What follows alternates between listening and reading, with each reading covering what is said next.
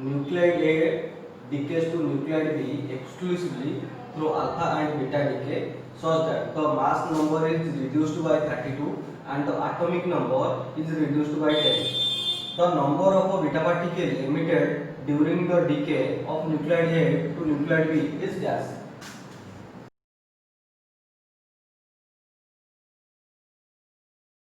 तो पहले ये क्वेश्चन करने से पहले हम देखते हैं कि एक एटम क्या है। अकॉर्डिंग टू बोर एटम के एक सेंट्रल पार्ट होता है जिसको हम बोलते हैं कि न्यूक्लियस,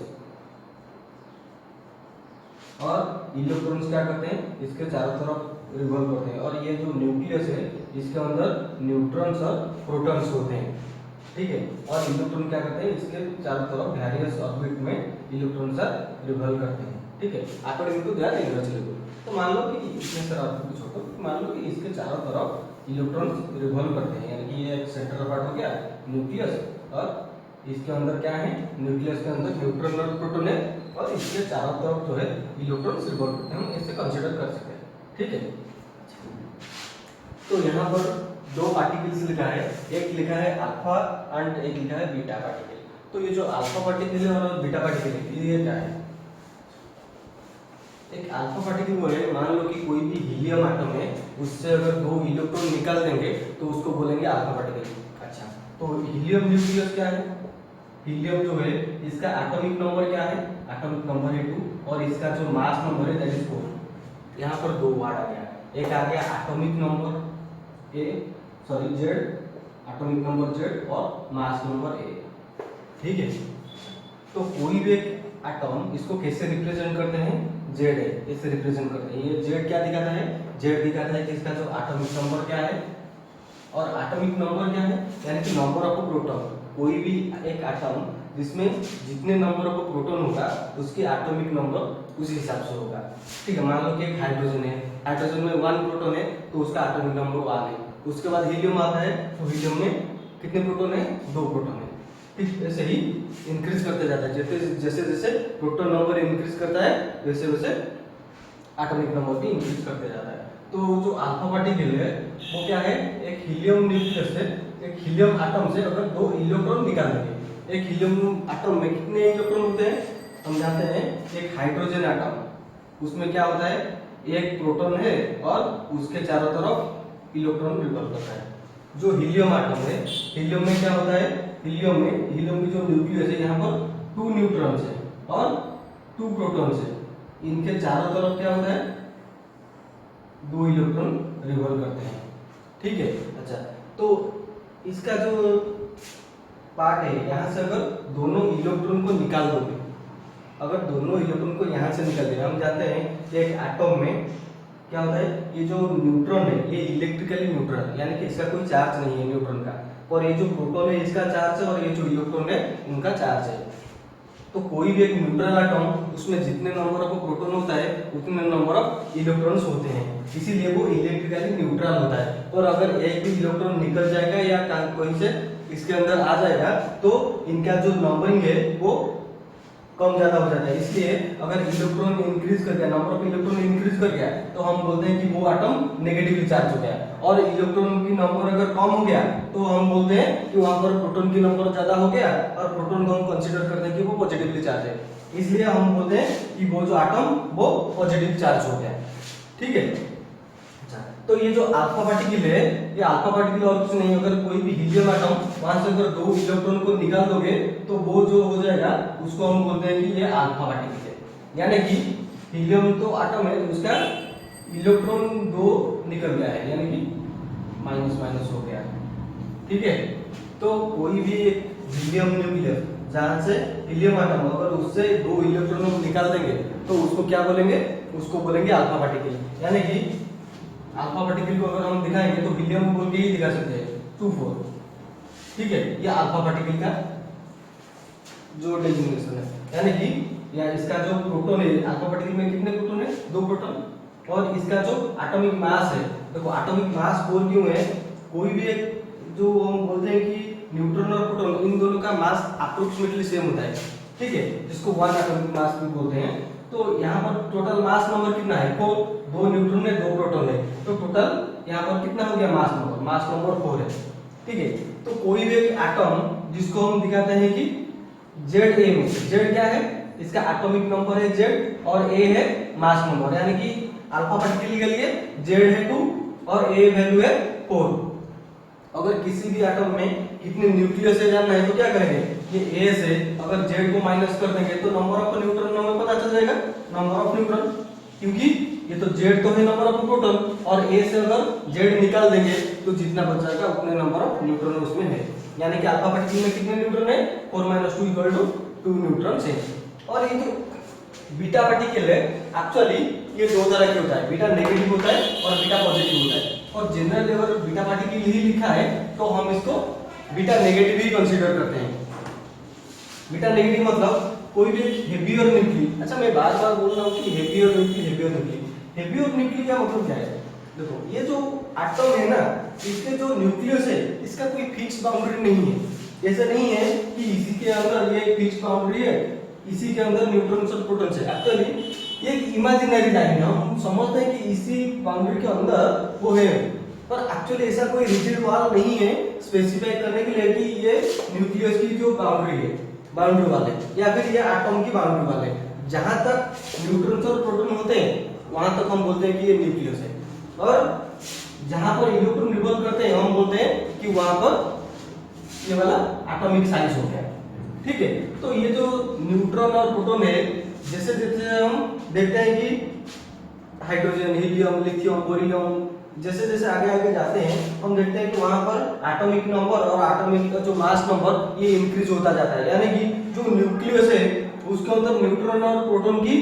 क्वांटिटी बढ़ते जाता है। और ये जो न्यूट्रॉन और प्रोटॉन है ये न्यूक्लियस के अंदर स्ट्रॉन्ग न्यूक्लियर फोर्स से बाइंड होते हैं, स्ट्रॉन्ग न्यूक्लियर फोर्स।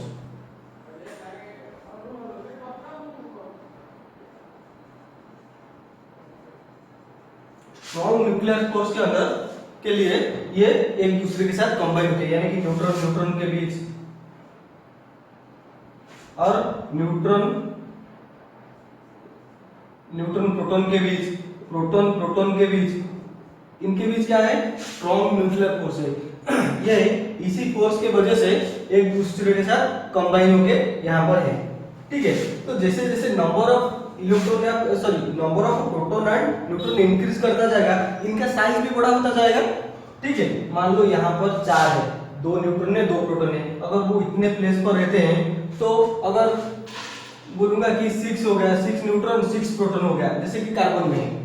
ठीक है, तो इनका साइज और भी बड़ा हो जाएगा, क्योंकि इतने न्यूट्रॉन और इतने प्रोटॉन को रखने के लिए बहुत ज्यादा साइज चाहिए। तो जैसे जैसे ये बड़ा होते जाते हैं न्यूक्लियर साइज, इनका बैलेंस बिगड़ता जाता है, क्योंकि एक रिजिड वाट नहीं है। जैसे कि मान लो कि एक बॉक्स है, उसके अंदर आप रख लोगे कोई भी चीज को तो वो स्टेबल होकर रह सकता है, पर यहाँ पर कोई वाल ही नहीं है, वो सिर्फ एक दूसरे के साथ एक बंडिंग में रहेंगे। ठीक है, तो जैसे जैसे इनका साइज बढ़ते जाता है, जो सेंट्रल पार्ट है न्यूक्लियस है उनका वेट भी बढ़ता जाता है। तो इतने जो नॉर्मली जो एटम्स हैं जिनका एटॉमिक नंबर 84 से ज्यादा है, वो सारे रेडियो एक्टिव एटम्स कहते हैं। क्यों रेडियो एक्टिव क्या है, कोई भी एटम अगर spontaneously alpha beta gamma ray emit करता है तो उसको बोलते हैं कि वो एटम जो है वो रेडियो एक्टिव है। नॉर्मली 84 से 117 तक जितने भी एटम्स हैं वो सारे के सारे रेडियो एक्टिव है, क्योंकि वो स्पॉन्टेनियसली अल्फा रे बीटा रे गामा रे इमिट करते रहते हैं, क्योंकि उनका जो न्यूक्लियस है वो इतना हेवी हो जाता है कि ये जो अल्फा पार्टिकल्स, बीटा पार्टिकल्स और गामा पार्टिकल्स है इसी फॉर्म में वो डिसइंटीग्रेट होने लगते हैं। डिसइंटीग्रेट मतलब ये जो न्यूट्रॉन और प्रोटॉन ये ब्रेक कर जाते हैं और निकल जाते हैं, यहां से निकल जाते हैं। ठीक है, तो उसको बोलते हैं हम रेडियो एक्टिव सब्सटेंसेस।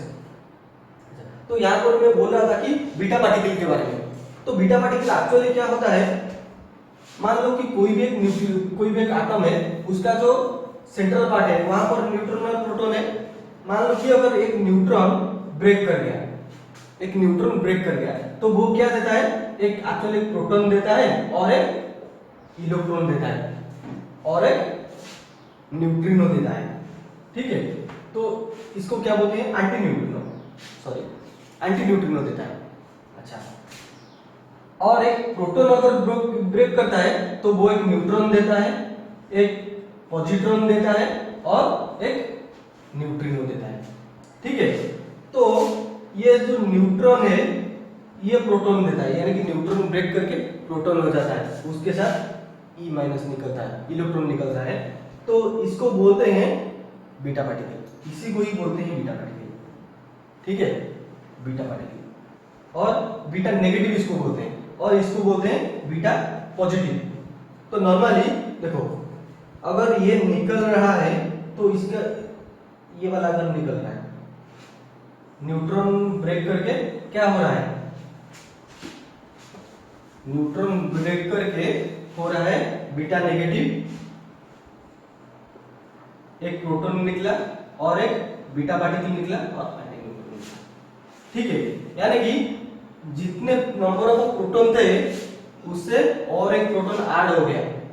तो और एक प्रोटॉन अगर ऐड हो जाता है तो उसका एटॉमिक नंबर है वो एक इंक्रीज कर जाएगा।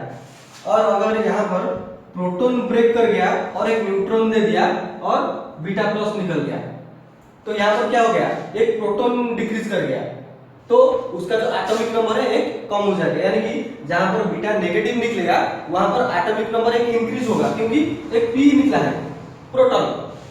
और जहां पर बीटा पॉजिटिव निकला है वहां पर एक एटॉमिक नंबर डिक्रीज होएगा, क्योंकि न्यूट्रॉन के ऊपर एटॉमिक नंबर नहीं डिपेंड करता है, इसके लिए मास नंबर रिस्पांसिबल। ये न्यूट्रॉन जो है ये मास नंबर को रिप्रेजेंट करता है, न्यूट्रॉन प्लस प्रोटॉन दोनों मिलकर मास नंबर रिप्रेजेंट करते हैं। अच्छा,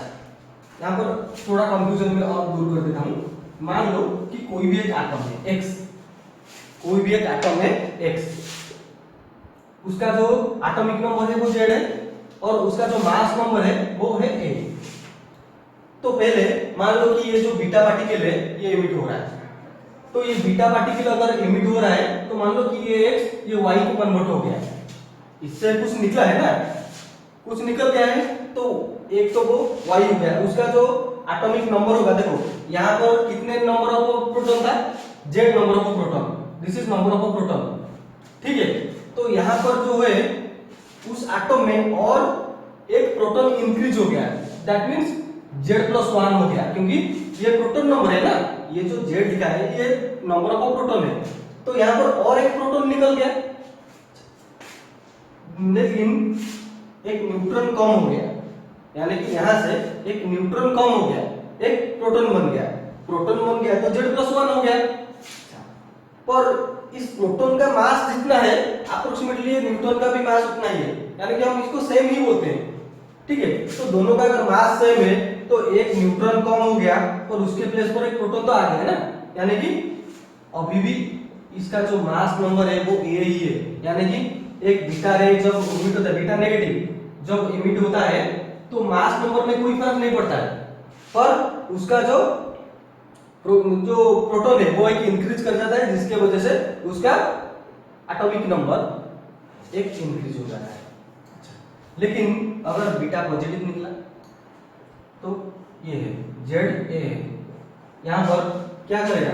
एक प्रोटॉन कम हो जाएगा और एक न्यूट्रॉन में इंक्रीज हो जाएगा, तो प्रोटॉन कम हो जाएगा यानी कि Z माइनस हो गया और A वही रहेगा, क्योंकि अभी भी इसमें ये जो एटम है इसमें नंबर ऑफ न्यूट्रॉन कितना था, number of neutron is equal to A minus Z था, A माइनस Z था, ठीक है। और यहाँ पे नंबर ऑफ न्यूट्रॉन कितना है, एक कम हुआ है, that means number of neutron is equal to कितना, A माइनस Z+1, Z+1 है, नंबर ऑफ न्यूट्रॉन में एक कम हुआ है और यहाँ पर एक प्रोटॉन तो इंक्रीज हुआ है ना, तो टोटल यहाँ पर कितना होगा, इसका जो एटॉमिक नंबर A ये क्यों लिखा, क्योंकि A माइनस Z+1 ये क्या है, number of neutron plus number of proton भी लिखेंगे ना, Z+1, तो ये कैंसिल हो गया, फिर से A हो गया, ठीक है। तो ये जो A है वो सेम रहेगा, दैट मींस इसका जो मास नंबर है वो सेम रहेगा, और इसका जो प्रोटॉन है वो एक इंक्रीज हो गया, यहाँ पे एक डिक्रीज हो गया, और यहाँ पे क्या लिखना है, बीटा प्लस। बट जनरली हम अगर बोलते हैं कि बीटा डिके हुआ है तो एक्चुअली यही होता है, 99% केस में यही होता है, बीटा नेगेटिव निकलता है और एक एटॉमिक नंबर इंक्रीज होता है। यहीं पर अगर अल्फा पार्टिकल की बात करेंगे तो जो अल्फा पार्टिकल है, अगर कोई भी एक एटम है x जिसका एटॉमिक नंबर z है, मास नंबर a है, ठीक है, अगर यहाँ से कोई एटम अल्फा पार्टिकल निकलता है तो क्या निकलेगा, मान लो कि वो y हो गया, और जो y है इसका अल्फा पार्टिकल क्या है, alpha particle equal to He24, यानी कि उसका जो z है था एटॉमिक नंबर अभी 2 कम हो जाएगा, दैट मींस z-2 हो जाएगा, और उसका जो मास नंबर है उससे 4 कम हो जाएगा, दैट मींस a-4 हो जाएगा,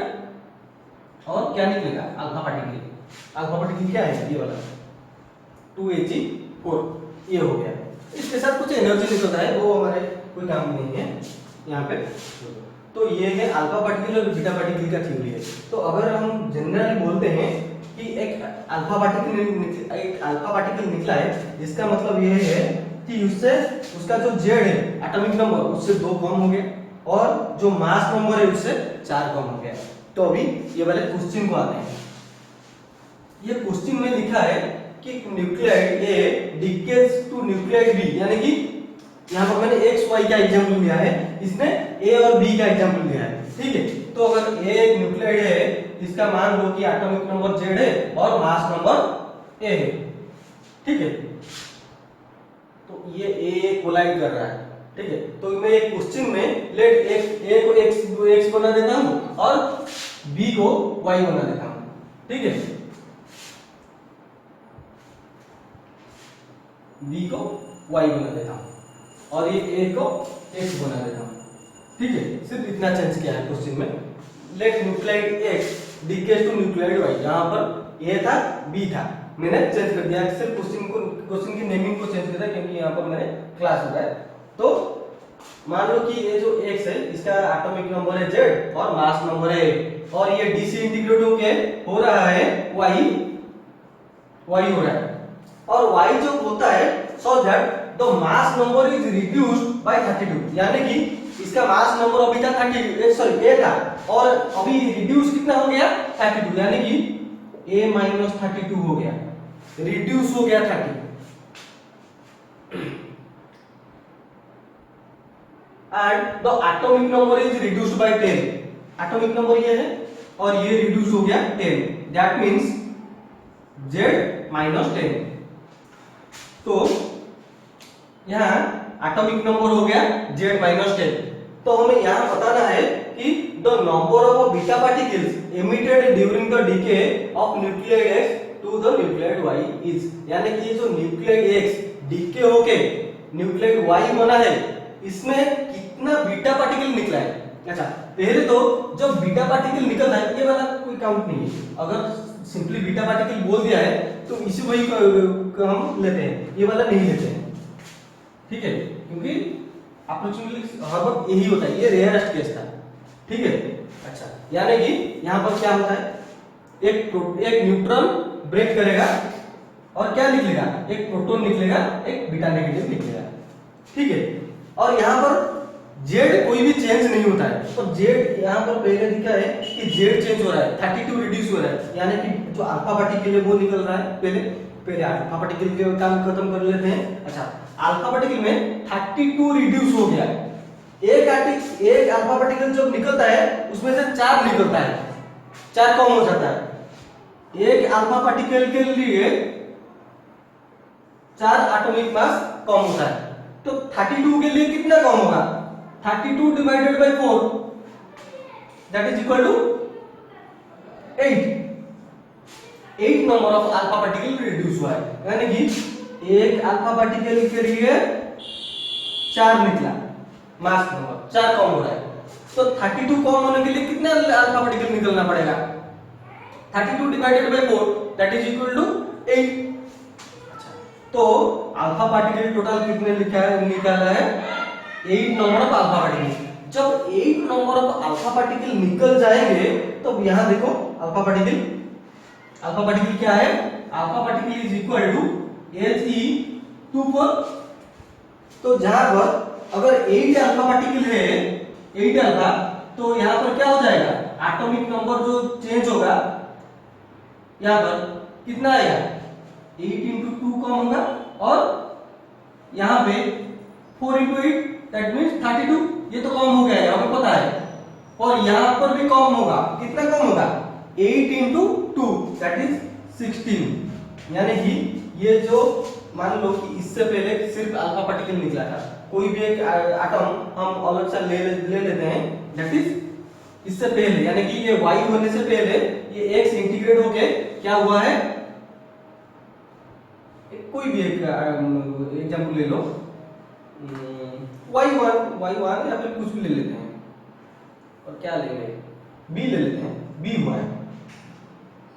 ठीक है, या फिर y ही ले लेते हैं, y हुआ है, और उसमें क्या हुआ है, a माइनस 32 हो गया, और इसका जो z था दैट इज z माइनस 16 हो गया, क्योंकि 8 नंबर ऑफ अल्फा पार्टिकल निकला है, ठीक है। तो यहाँ पर b निकालना है हमें, ठीक है, चेंज कर देता हूँ क्योंकि और एक स्टेप आ गया मुझे यहाँ पे। तो अभी मुझे बीटा पार्टिकल निकालना है, इतने नंबर ऑफ बीटा पार्टिकल निकालना है, और ये जो बना है एटम बी,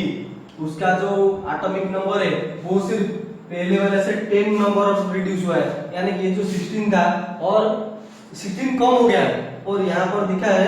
कि ये इसका जो एटॉमिक नंबर है 32 तो है, ये वाला सेम है, a माइनस 32 है, ठीक है, और ये वाला z माइनस 10 है, यानी कि इसमें और 6 नंबर ऑफ प्रोटॉन ऐड करना पड़ेगा। हम यहाँ पर देखते हैं कि जब बीटा पार्टिकल निकलता है तो हर एक बीटा पार्टिकल के लिए एक इंक्रीज होता है एटॉमिक नंबर, तो यहाँ पर 6 इंक्रीज करने के लिए माइनस 16 है ना, माइनस 16 में अगर प्लस 6 करेंगे तभी ये आएगा z माइनस 10, ठीक है, यानी कि अगर हम यहाँ पर 6 बीटा पार्टिकल को एमिट कर पाएंगे तभी जाके इसका जो वैल्यू था z माइनस 16 ये 6 बढ़ के हो जाएगा z माइनस 10, यानी कि हमारा जो बीटा पार्टिकल निकला है वो कितने निकला है beta particle, 6 number of beta particle, ठीक है, क्योंकि एक बीटा पार्टिकल जब निकलता है तो एटॉमिक नंबर एक इंक्रीज करता है। तो यहाँ पर एटॉमिक नंबर क्या हो गया है अल्फा पार्टिकल के निकलने के बाद z माइनस 16, और इसको लाना है z माइनस 10 को, ये वाले फॉर्म को लाना है a माइनस 32। तो अगर ये फॉर्म को हमें लाना है तो इसमें कितने ऐड करना पड़ेगा, 6 ऐड करना पड़ेगा, 6 नंबर ऑफ प्रोटॉन। तो एक बीटा पार्टिकल जब एमिट होता है तो एक प्रोटॉन निकलता है, तो 6 प्रोटॉन निकालने के लिए यानी कि एटॉमिक नंबर को 6 इंक्रीज करवाने के लिए माइनस 16 से माइनस 10 को लाने के लिए हमें कितना निकालना पड़ेगा, 6 बीटा पार्टिकल। और बीटा पार्टिकल जब निकलता है ये वाला कोई चेंज नहीं होता है, मास नंबर कोई चेंज नहीं होता है, क्योंकि न्यूट्रॉन ब्रेक होता है और प्रोटॉन बन जाता है, तो न्यूट्रॉन हो या प्रोटॉन हो दोनों की जो मास नंबर है वो सेम है, इसीलिए ये वाला सेम रह गया। और बीटा पार्टिकल कितना हमारा आंसर आ गया 6, यानी कि आपकी जो क्वेश्चन था that is nucleoid A decays to nucleoid B exclusively through alpha and beta decay, so that the mass number is reduced by 32 and the atomic number is reduced by 10. The number of beta particles emitted during decay of nuclide A to the nuclide B is 6 हो गया answer हमारा, ठीक है, thank you.